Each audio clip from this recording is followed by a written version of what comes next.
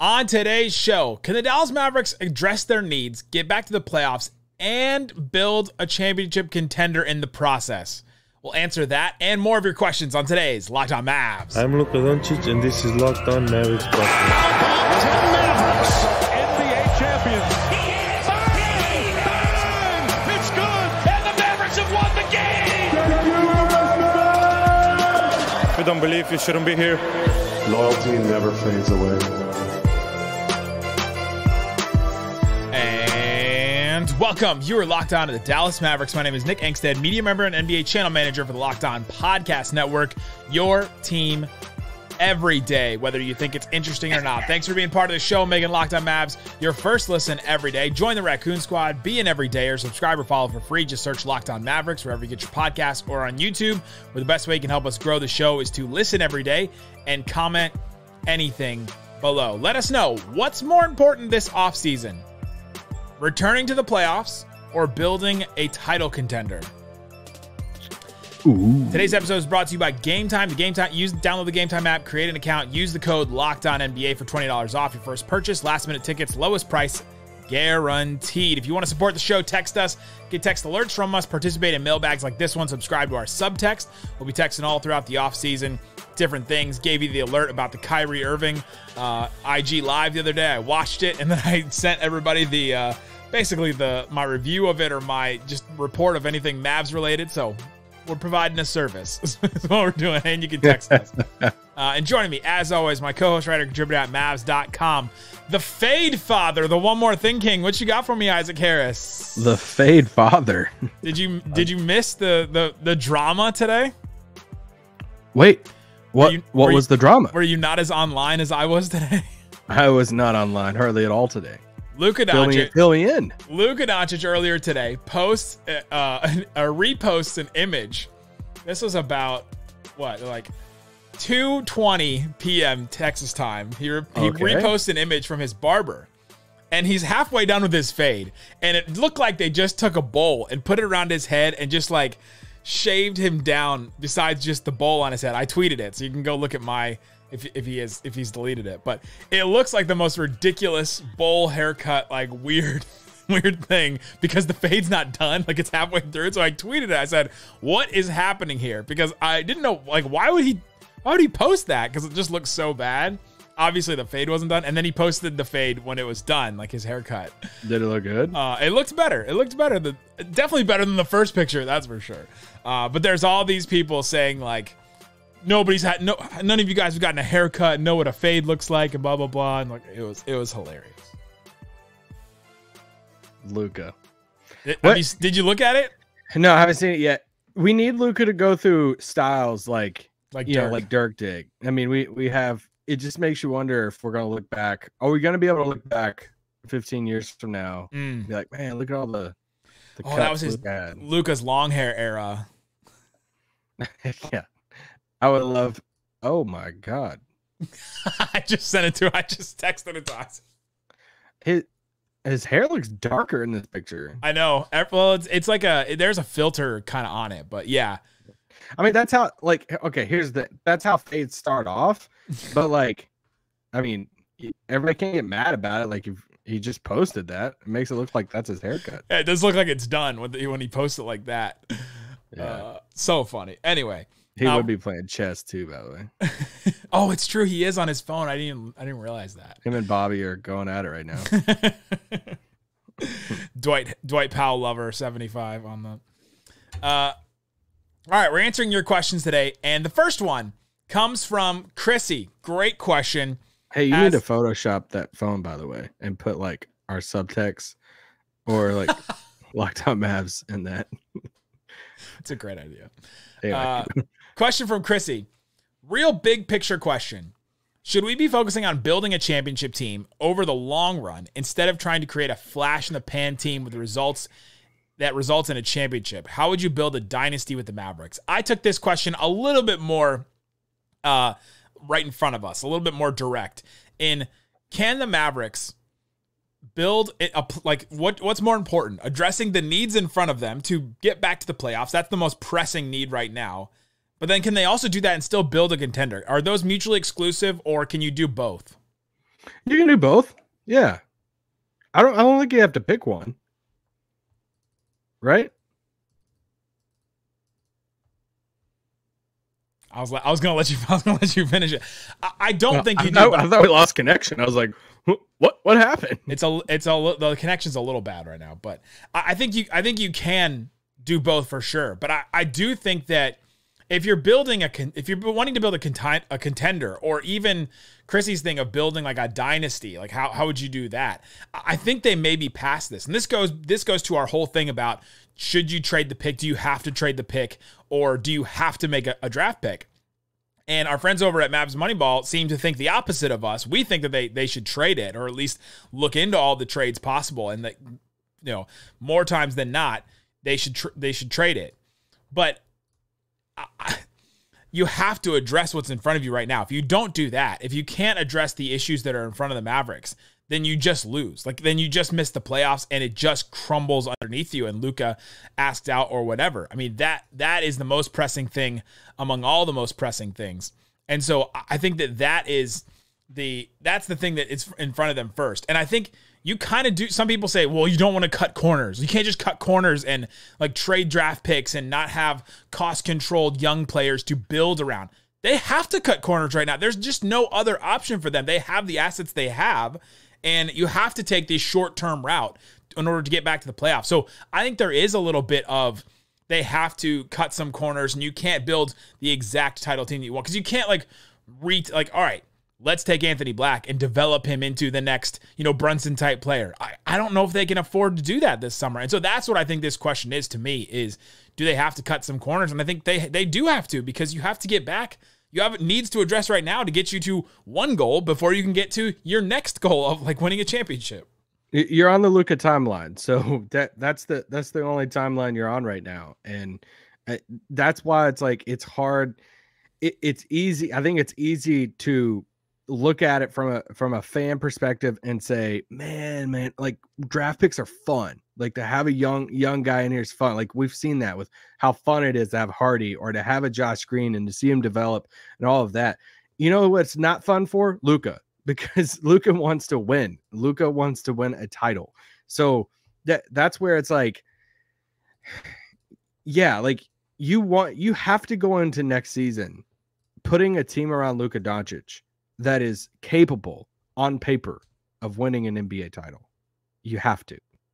And next season, I think do you think you can go into next season and next training camp telling Luka like, hey man, like, we understand we're probably not there for a title yet, but just give us another year or so. No, you got to put together a roster that could be capable of making a run. Like you have to. I think Kyrie does change that, because I think that as bad as they played at the end of the year, I think they're hopefully, oh God, hopefully their best basketball is in front of them. And we have seen them play together at a high level. And if they fix a couple of pieces here and there, I think that they can really get there. And Kyrie, the trade for Kyrie was always supposed to change their ceiling, right? Apparently it changed their floor, too, but it definitely should change their ceiling. And so now this offseason is helping to address where their floor is in the regular season. But yeah, I don't know if I'm with you that they have to have a title contender on paper going into next season, because I don't know if anyone's going to pick them, even if they do put a team together that we look at and say it's competent, it's good. I don't think that people will pick them because of how bad it ended last season. Well, I think there's a difference between putting a team together on paper that is a realistic. Luka can look at it, Nico and them can look at it and say, hey, we think we got enough. Like you and Kyrie, look at the pieces we put around you. It's not a, man, we got a bunch of young guys on the team. Let's develop them a year or so. Like you can't go into next year telling Luka that. So, and it doesn't matter if they have a big three next year. I don't think people are going to pick them to win. Yeah, that's very true. Unless one of the big three is like Anthony Davis or Embiid or something insane like that wouldn't happen. But coming up, let's get into some more questions from you guys. You guys sent us a bunch of different trades, and so we're gonna take some of these trades and see which ones we like the best. Including someone asked if there's one player the Mavericks could fall in love with and trade up in the draft for, who would it be? We'll answer that and more coming up. But before we do, let me tell you about Game Time. Game Time is the app where you can go and get tickets. You can download the app, use the code LOCKEDONNBA to get $20 off your first purchase. Forget planning months in advance. Game Time has deals on tickets right up to the day of the concert. Or you can look months in advance if you want. There's a concert, Post Malone at the Dos Equis Pavilion in August. You can go to that one if you're interested in that. Drake and 21 Savage at the AAC in September. That one's already on sale on Game Time, so you can check that one out, see where your seats are. Blink 182 in July, if that's what you're into. A whole bunch of concerts and things. They still have Stars games, since the Stars won tonight. Oh, okay. They did. They won tonight. They get one more game. There's a bunch of other concerts and things all over the place. So check out Game Time. Use the Game Time app. Create an account. Use the code LOCKEDONNBA to get $20 off your first purchase. Terms apply. Again, create an account, redeem the code LOCKEDONNBA. Download Game Time. Last minute tickets, lowest prices guaranteed. Thanks everybody for being part of the show and making Locked On Mavs your first listen every day. We appreciate each and every one of you being an everydayer, being part of the Raccoon Squad. All right, Isaac, we're answering more of everyone's questions, including this question that I really loved.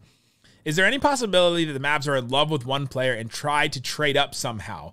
Who would it be? Let's focus on who the player would be. Because if you can envision Nico Harrison going, all right, we really like this guy. We think that this is just the perfect player for us, and we want to trade up somehow.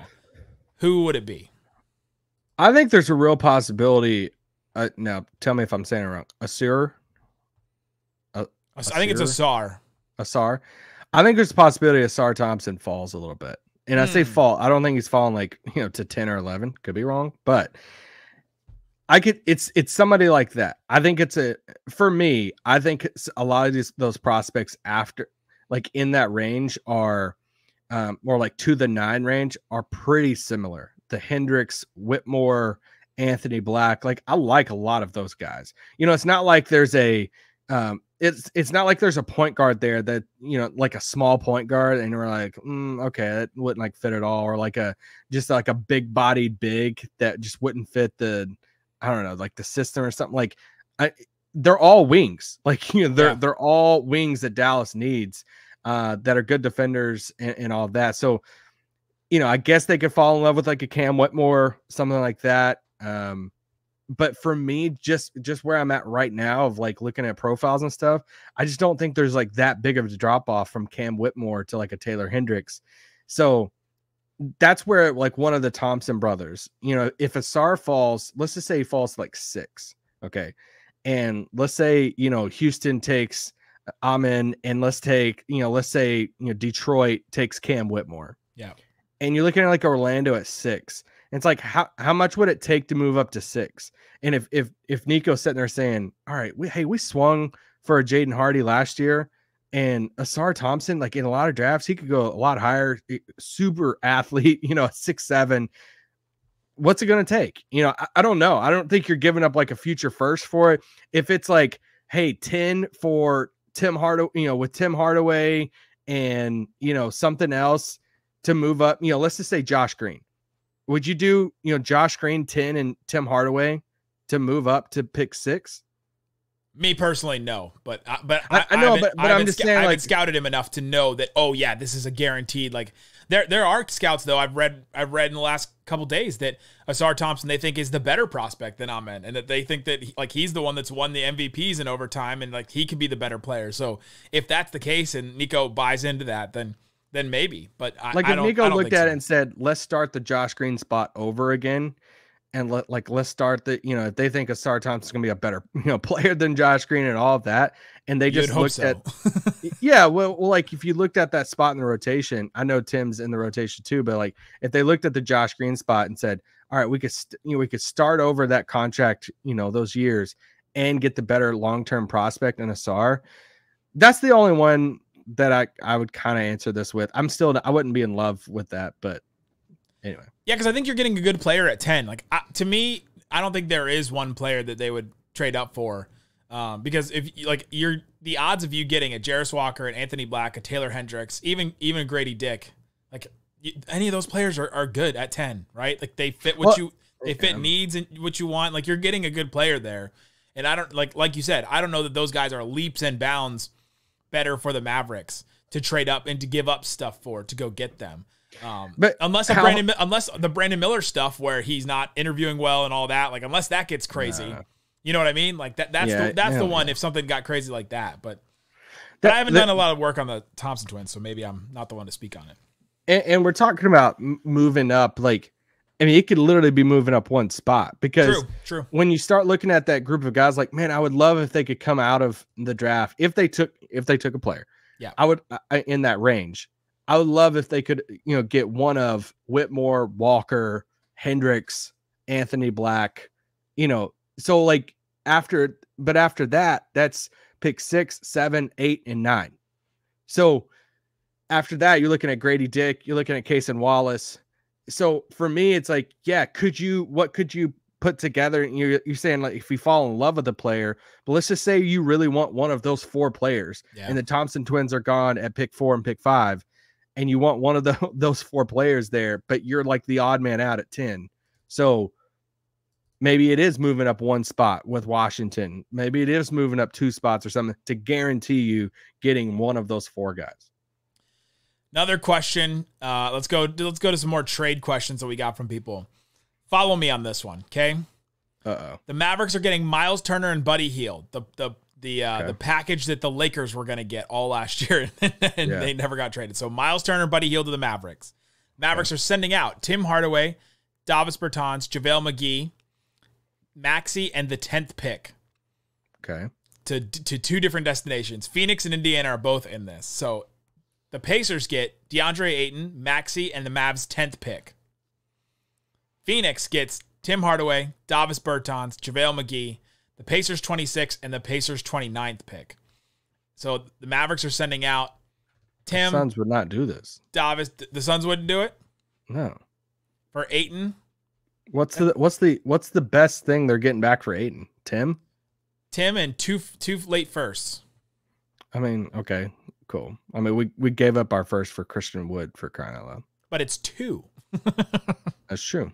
And Tim, who's a playable player for that, will hit a corner 3 for him. They need somebody to be able to do that. He would be fine. Like Tim would be great on that Suns team. It's just I think if they're trading Ayton, they at least got to get one solid asset. So, yeah, back. they get Maxey instead, maybe.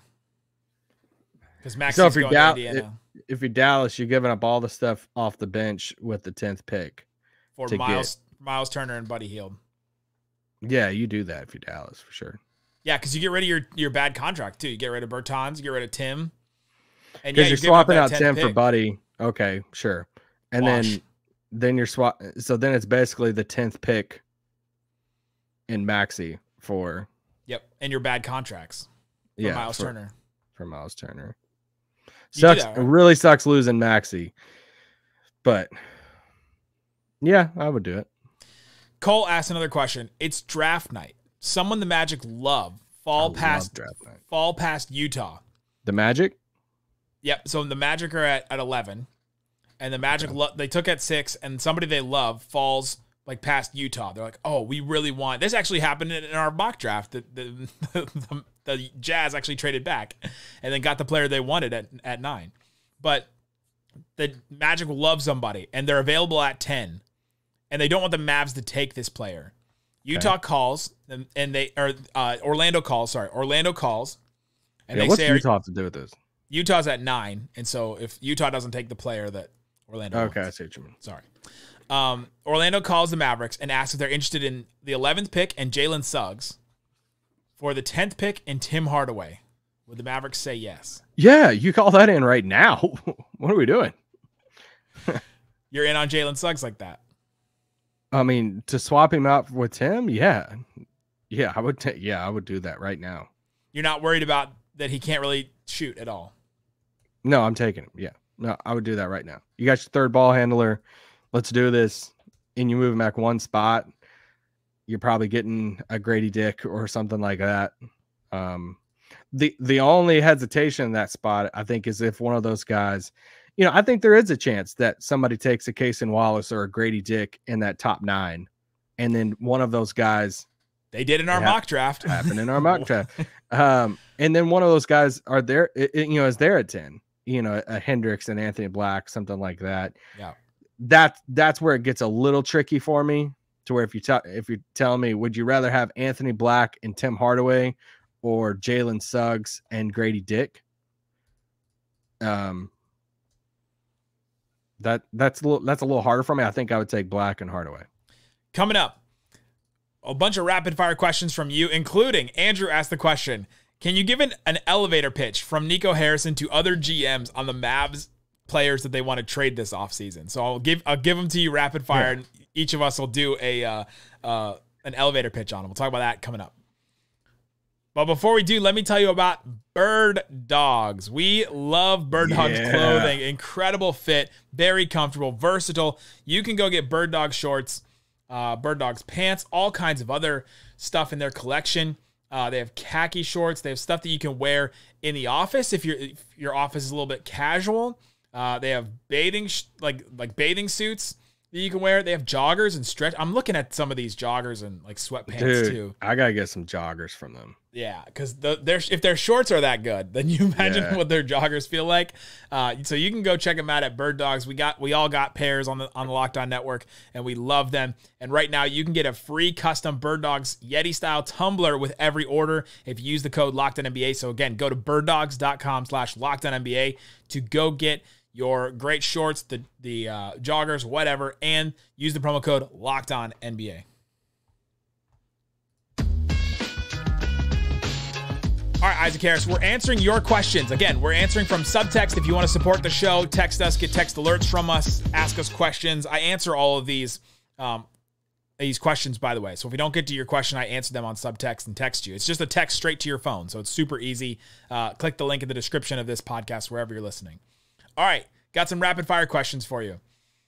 Andrew asked this question: given the Mavs should be active in the trade market this offseason, that is true, what would be Nico's elevator pitch to other GMs for Mavs players on the trade block? So I'm going to pretend that I'm another GM. Give me the elevator pitch.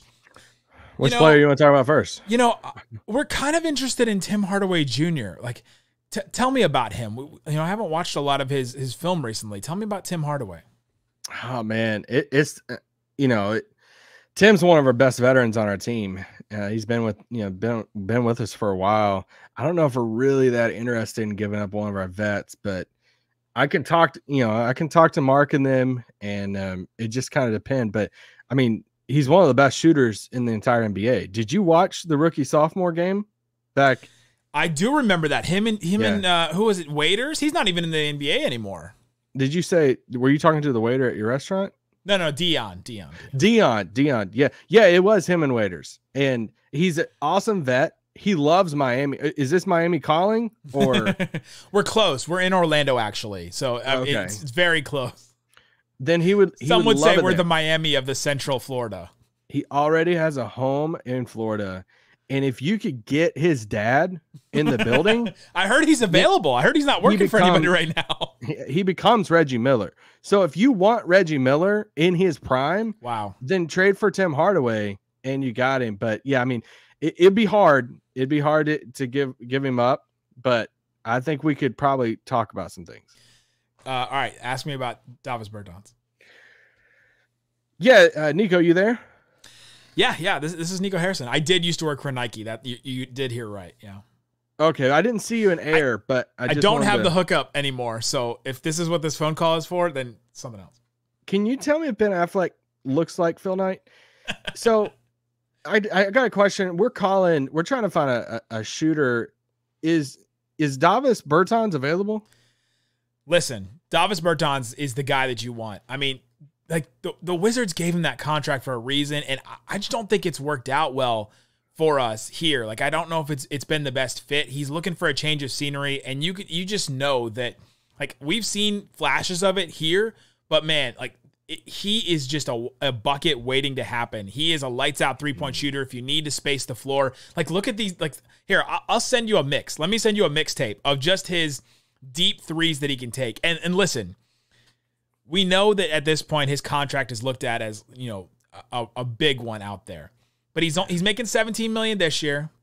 But next year, it's only $5 million guaranteed. So you're not on the books for so much. So you can go to your owner and be like, expiring, I think. He's essentially, you can go to your owner and be like, hey, we went and got this guy. Yeah, he's making a lot, but It's only $5 million guaranteed next year, so you can lower your books next year, and that's going to make you look really smart. So that's a player that I would look at if I was you. Dang.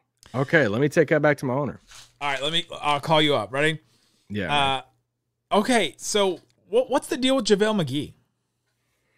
Oh, JaVale's doing great. Did you see him close the season? He actually, it was all about health for JaVale and him moving to Dallas and just the transition. Just lie. No, I'm just the transition from Phoenix to Dallas. Speaking of Phoenix, did you see him strip Luka back when he played for the Suns? I did see that. Yeah, the transition from Phoenix to Dallas was really tough for him. And, he just wasn't healthy for a lot of the year. And now he's feeling a lot better. He went to Germany. He feels like 3 years younger this offseason. And we're excited. We're excited for the veteran presence he's going to have on this team. He's going to compete for the starting big man role. This for you fall. Guys. Yeah, for us. Luka loves him. And we're just going to... just lying. Just Nico's just lying. This is part of it. This is part of it. And I mean, unless somebody blows us away with an offer. So if you have one, I mean, we can talk, but we think he's going to play a big role. He's integral. He's integral to you. Like, he was supposed to be a starter for you last year, though. What happened at the beginning? Yeah, I mean, he was kind of distracted. They were wanting him to come back for the dunk contest again to kind of defend. And dunk contest. Yeah. Jesus. All right, ask me about Josh Green. All right. Yeah, is Nico there? Yeah, I see. Hey, so I was calling. I know this is Bob Voulgaris' pick, and I know he was high on Josh Green.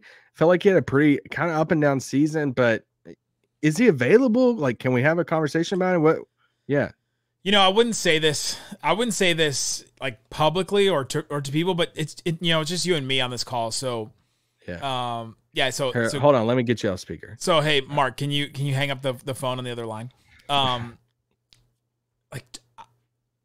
think we would think about trading Josh. It's gotta be the right kind of deal, but like, he had some run last year where you could see, okay, look at his 3-point percentage. He's a much better 3-point shooter than a lot of people thought he was last year. I think he's a great 3-point shooter. He's leading the league in 3-point percentage for a while last season.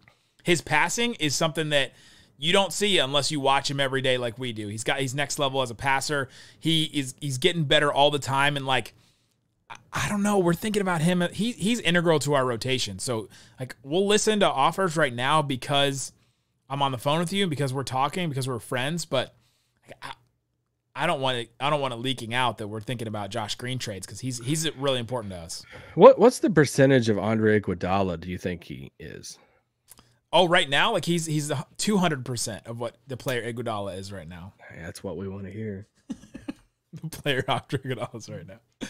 Yeah. Do you want to do Maxey and Bullock, or should we move on from this? I think our listeners are probably tired. I was gonna say, I can't tell if this is good or not, to be honest. Let us know if this was good or not. Yeah. Okay, couple rapid fire questions. Hey, I'm calling about Luka. This is Danny. Johnny asked the question: how much is the new CBA going to play a factor in Cuban's decision to draft a cost-controlled player for the next 4 years, or trade for an established player and pay them much more? Thinking back to Cuban's decision to break up the championship team in 2011 because of the new CBA back then. 0. I don't think so, because the new CBA, there's going to be a lot of talk about the new CBA. We've talked about it. You have to be $17 million over the cap to be in that second apron, and you have to do it 2 years in a row to get there. Yeah. So the Mavs, I don't think the Mavs are going to get close to that. You have to be a Clippers, a Warriors, a team that's like paying a bunch of salaries like that. I don't think the Mavericks will get there because of the players that they have. Listen, your goal right now is to win a title. Your second goal is to keep Luka Doncic. You know how not to keep Luka Doncic is telling him, hey, we really need to take Grady Dick because we got to save some money. Especially after you did it with Brunson. Yeah, you know. Because they did. So it shouldn't affect their decision, Johnny. Like, I don't think that it should, because I don't think they'll get to that level. But money apparently has already, because they should have just, we said it at the time, they should have just signed Brunson to $30 million, whatever it took to keep Brunson there. But apparently they didn't know what the number was, so they weren't able to offer it to him. They never got a chance to offer it. Our guy Bates asked the question, which free agent assistant coach would you pick of all the free agents? Like, let's say you get to pick of any free agent coach out there. Which one would you pick? Brett Brown. He is out there. No, I'd take Frank Vogel all day, every day. That was the first name I threw out. It's still the name I would take right now. Yeah, if you're going to play this defense still, it's Frank Vogel's defense. Like they were very clear about that in season 1 of the Jason Kidd experience. So I think it's him. If he goes and gets a full-time job, which he probably will. Personally, I would want Monty Williams. I think that's a guy that he would be great just to have on the roster, a personable guy that's been there before. I don't know if he has as much experience as they want in that role, but he has been to the finals, so there's that. I think my prediction is Coach Bud doesn't take a job. He waits for the Spurs job. I think Nick Nurse gets the Philly job, and I think Doc Rivers gets the Phoenix job.